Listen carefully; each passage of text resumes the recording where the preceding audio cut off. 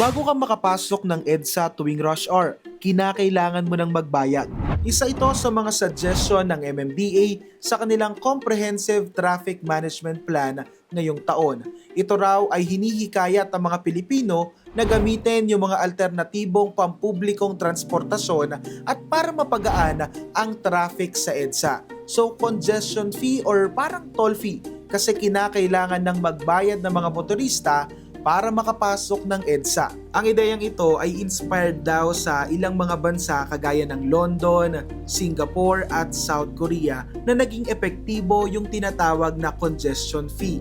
Ayon sa MMDA, ito ay suggestion lamang at pinag-aaralan nila kung posible itong magamit upang mabawasan ang traffic sa EDSA. Hindi ako okay rito kasi mapapagaan nga natin yung traffic sa EDSA pero yung mga iiwas naman dito maghahanap ng alternatibong daanan. So basically, doon naman magta-traffic.